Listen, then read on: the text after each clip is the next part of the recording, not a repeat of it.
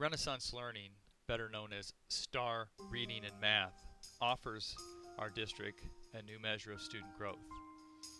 It's called SGPs, or Student Growth Percentiles. This video has been put together to help you learn how to run an SGP report, but most importantly, how to interpret and understand them. After logging in to either STAR Reading or STAR Math, you'll want to select Reports, or the Reports tab. After clicking Reports, you should see a screen that shows you all available reports within the STAR Reading program where we are right now. Select your school with the tab at the top, and then select Student Growth Percentiles. Once the report appears, you will see a scatter plot of schools, or a report of schools, appear.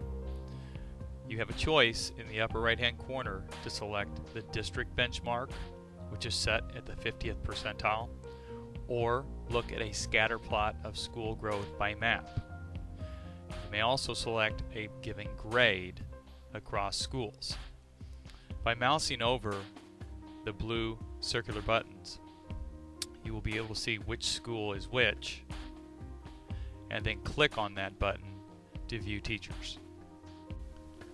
After clicking on a button, you will see that a scatter plot of teachers appears. Next, you may mouse over a teacher to view that teacher's classes. By clicking the button and clicking Classes, you then have the option, after seeing a scatter plot of students, to click and view individual student growth. Next, let's take a few minutes to better understand what student growth percentiles tell us. Student growth percentiles are a normative measure of student growth. SGP quantifies the growth a student made between two benchmark periods relative to all other students in the district or state, with a similar beginning and ending scale score on a STAR assessment. In our case, it would be a fall benchmark and a winter benchmark. What do we mean by normative growth? What we are referring to is the amount of growth a Kearney student makes in comparison to his or her peers. Let's take, for example, when a student goes to the doctor's office. Height and weight are often measured.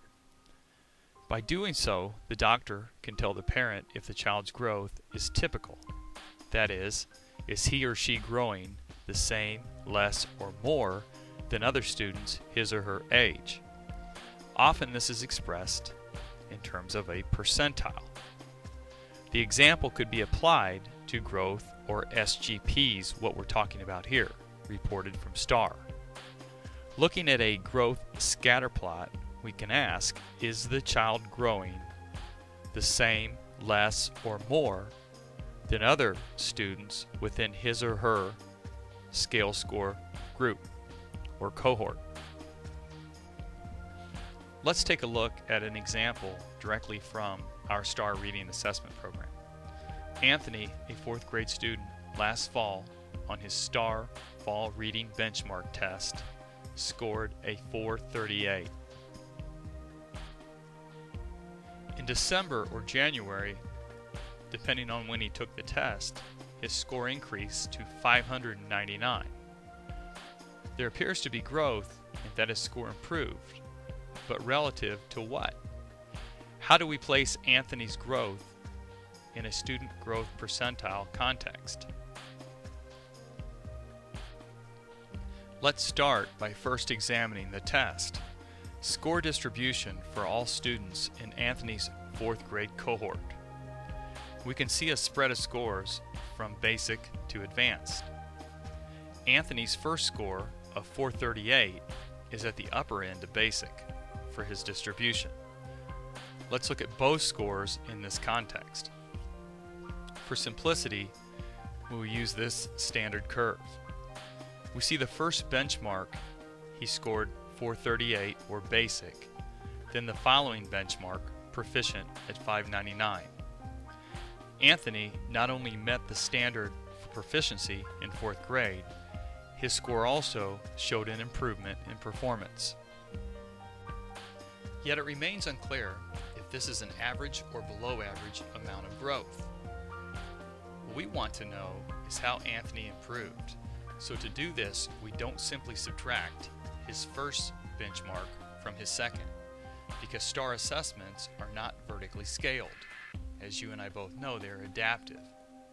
That is, the benchmarks do not combine to form one large yardstick from benchmark period to benchmark period. So we cannot say he grew by 161 points or from 438 to 599.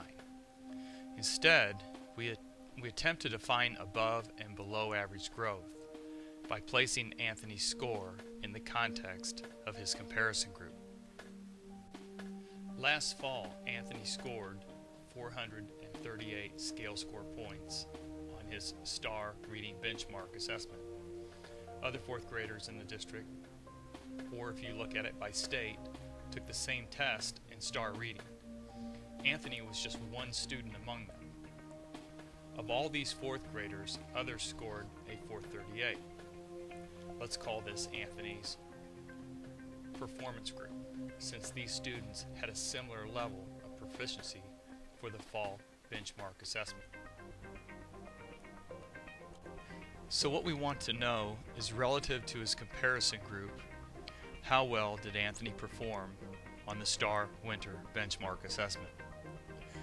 Here we can see the distribution of test scores for Anthony's core group. You can see this is a relatively high-performing group as you look at the distribution curve. The highest score in Anthony's comparison group met standard, but the middle score still fell at the border of basic. Analyzing the data more closely, you can see that Anthony scored higher than 99% of all other students in his comparison group. This translates to a student growth percentile, or SGP, of 99. EDS is classified low growth as between the 1st and 33rd percentiles, typical growth as between the 34th and 66th percentiles, and high growth as between the 67th and 99th percentiles. In Anthony's case, his SGP of 99 would be considered high growth. This concludes our introductory video on student growth percentiles. Thank you for watching.